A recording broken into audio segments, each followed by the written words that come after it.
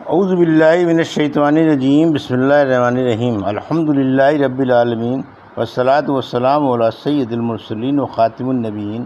اما بعد۔ صحیح بخاری باب کتاب الفتن، حدیث نمبر 7105، 7106 اور 7107۔ ہم سے عبدان نے بیان کیا، ان سے ابو حمزہ نے بیان کیا، ان سے اعمش نے، ان سے شقیق بن سلمہ نے کہ میں ابو مسعود، ابو موسیٰ اور عمار رضی اللہ عنہ کے ساتھ بیٹھا ہوا تھا۔ ابو مسعود رضی اللہ عنہ نے عمار رضی اللہ عنہ سے کہا، ہمارے ساتھ والے جتنے لوگ ہیں، میں اگر چاہوں تو تمہارے سوا ان میں سے ہر ایک کا کچھ نہ کچھ عیب بیان کر سکتا ہوں، لیکن تم ایک بے عیب ہو، اور جب سے تم نے آن صلی اللہ علیہ وسلم کی صحبت اختیار کی، میں نے کوئی عیب کا کام تمہارا نہیں دیکھا،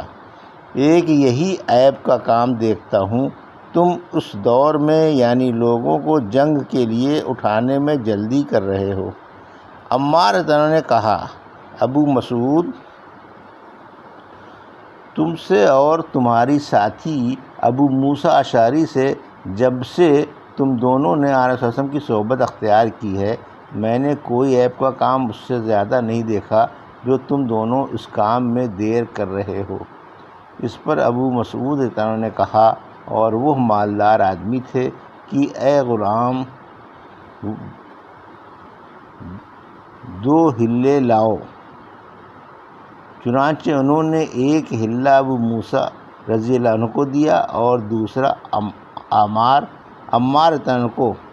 اور کہا کہ آپ دونوں کپڑے پہن کر جمعہ پڑھنے چلیں۔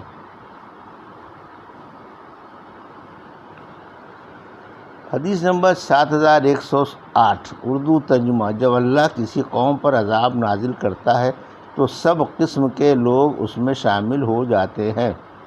ہم سے عبدان بن عثمان نے بیان کیا، انہوں نے کہا، ہم کو عبداللہ بن مبارک نے خبر دی، انہیں یونس نے خبر دی، انہیں زہری نے، انہیں حمزہ بن عبداللہ بن عمر رضی اللہ عنہ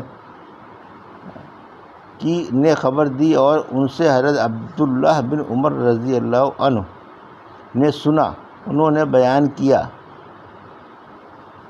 کہ رسول اللہ صلی اللہ علیہ وسلم نے فرمایا، جب اللہ کسی قوم پر عذاب نازل کرتا ہے تو عذاب ان سب لوگوں پر آتا ہے جو اس قوم میں ہوتے ہیں، پھر انہیں ان کے اعمال کے مطابق اٹھایا جائے گا۔ حدیث نمبر 7109، اردو ترجمہ۔ نبی کریم صلی اللہ علیہ وسلم کا حضرت حسن رضی اللہ عنہ کے متعلق فرمانا، میرا یہ بیٹا سردار ہے، اور یقیناً اللہ پاک اس کے ذریعے مسلمانوں کی 2 جماعتوں میں صلح کرائے گا۔ ہم سے علی بن عبداللہ نے بیان کیا، کہا ہم سے سفیان نے بیان کیا، کہا ہم سے اسرائیل ابو موسیٰ نے بیان کیا، اور میری ان سے ملاقات کوفے میں ہوئی تھی۔ وہ ابن شبرمہ کے پاس آئے اور کہا کہ مجھے عیسیٰ منصور کے بھائی اور کوفہ کے والی کے پاس لے چلو تاکہ میں اسے نصیحت کروں۔ غالباً ابن شبرمہ نے خوف محسوس کیا اور انہیں لے گئے۔ انہوں نے اس پر بیان کیا کہ ہم سے حسن بصری نے بیان کیا کہ جب حسن بن علی امیر معاویہ رضی اللہ عنہ کے خلاف لشکر لے کر نکلے تو عمرو بن عاص نے امیر معاویہ رضی اللہ عنہ سے کہا کہ میں ایسا لشکر دیکھتا ہوں جو اس وقت تک واپس نہیں جا سکتا جب تک اپنے مقابل کو بھگا نہ لے۔ پھر امیر معاویہ رضی اللہ عنہ نے کہا کہ مسلمانوں کے اہل و عیال کا کون کفیل ہوگا؟ جواب دیا کہ میں۔ پھر عبداللہ بن عامر اور عبد الرحمن بن سمرہ نے کہا کہ ہم امیر معاویہ رضی اللہ عنہ سے ملتے ہیں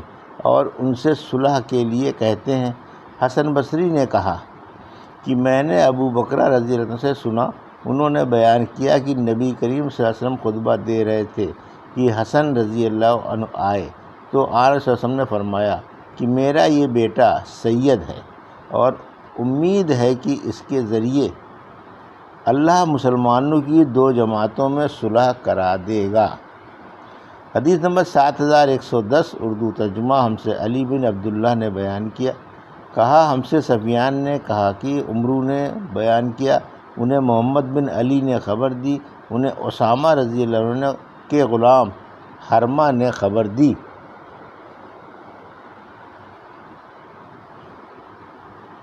حرملہ نے خبر دی۔ عمرو نے بیان کیا کہ میں نے حرملہ کو دیکھا تھا۔ حرملہ نے بیان کیا کہ مجھے اسامہ نے علی رضی اللہ عنہ کے پاس بھیجا اور مجھ سے کہا اس وقت تم سے علی رضی اللہ عنہ پوچھیں گے کہ تمہاری ساتھی اسامہ جنگ جمل و صفین سے کیوں پیچھے رہ گئے تھے، تو ان سے کہنا کہ انہوں نے آپ سے کہا ہے کہ اگر آپ شیر کے منہ میں ہوں تب بھی میں اس میں بھی آپ کے ساتھ رہوں، لیکن یہ معاملہ ہی ایسا ہے، یعنی مسلمانوں کی آپس کی جنگ، تو اس میں شرکت صحیح نہیں معلوم ہوئی۔ حرملہ کہتے ہیں کہ چنانچہ انہوں نے کوئی چیز نہیں دی، پھر میں حسن، حسین اور عبداللہ بن جعفر رضی اللہ عنہ کے پاس گیا تو انہوں نے میری سواری پر اتنا مال لدوا دیا جتنا کہ اونٹ اٹھا نہ سکتا تھا۔ حدیث نمبر 7111 اردو ترجمہ کوئی شخص لوگوں کے سامنے ایک بات کہے پھر اس کے پاس سے نکل کر دوسری بات کہنے لگے۔ ہم سے سلیمان بن حرب نے بیان کیا، انہوں نے کہا ہم سے حماد بن زید نے بیان کیا، ان سے ایوب نے، ان سے نافع نے کہ جب اہل مدینہ نے یزید بن معاویہ کی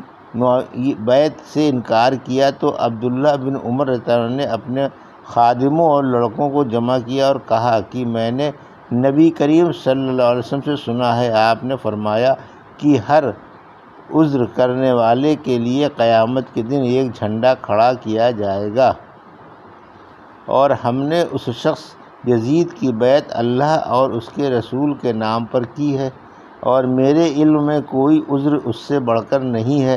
کہ کسی شخص سے اللہ اور اس کے رسول کے نام پر بیعت کی جائے اور پھر اس سے جنگ کی جائے۔ اور دیکھو مدینے والو، تم میں سے جو کوئی یزید کی بیعت کو توڑے تو دوسرے کسی سے بیعت کرے تو مجھ میں اور اس میں کوئی تعلق نہیں رہا، میں اس سے الگ ہوں۔ حدیث نمبر 7112 اردو ترجمہ ہم سے احمد بن یونس نے بیان کیا، انہوں نے کہا ہم سے شہاب نے بیان کیا، ان سے عوف نے بیان کیا، ان سے ابو منہال نے بیان کیا کہ جب عبداللہ بن زیاد اور مروان شام میں تھے اور ابن زبیر رضی اللہ عنہ نے مکے میں اور خوارج نے بصرہ میں قبضہ کر لیا تھا تو میں اپنے والد کے ساتھ حضرت ابو برزہ اسلمی رضی اللہ عنہ کے پاس گیا۔ جب ہم ان کے گھر میں ایک کمرے کے سائے میں بیٹھے ہوئے تھے جو بانس کا بنا ہوا تھا، ہم ان کے پاس بیٹھ گئے اور میرے والد ان سے بات کرنے لگے اور کہا اے ابو برزہ، آپ نہیں دیکھتے لوگ کن باتوں میں آفت اور اختلاف میں الجھ گئے ہیں؟ میں نے ان کی زبان سے سب سے پہلی بات یہ سنی کہ میں جوان قریش کے لوگوں سے ناراض ہوں، تو محض اللہ کی رضامندی کے لیے اللہ میرا اجر دینے والا ہے۔ عرب کے لوگوں، تم جانتے ہو پہلے تمہارا کیا حال تھا، تم گمراہی میں گرفتار تھے، اللہ نے اسلام کے ذریعے اور حضرت محمد صلی اللہ علیہ وسلم کے ذریعے تم کو اس بری حالت سے نجات دی، یہاں تک کہ تم اس رتبے کو پہنچے، دنیا کے حاکم اور سردار بن گئے، پھر اسی دنیا نے تم کو خراب کر دیا۔ دیکھو یہ شخص جو شام میں حاکم بن بیٹھا ہے، یعنی مروان، دنیا کے لیے لڑ رہا ہے۔ یہ لوگ جو تمہارے سامنے ہیں خوارج، واللہ یہ لوگ صرف دنیا کے لیے لڑ رہے ہیں، اور وہ جو مکے میں ہے عبداللہ بن زبیر رضی اللہ عنہ، واللہ وہ بھی صرف دنیا کے لیے لڑ رہا ہے۔ یہ تھی صحیح بخاری باب کتاب الفتن کی حدیث نمبر 7105 سے 7112 کا اردو ترجمہ جو ابھی آپ نے سماعت فرمایا۔ اللہ سے دعا ہے کہ اللہ ہمیں حدیثوں کی صحیح سمجھ عطا فرما اور ان پر عمل کرنے کی توفیق عطا فرما، آمین یا رب العالمین۔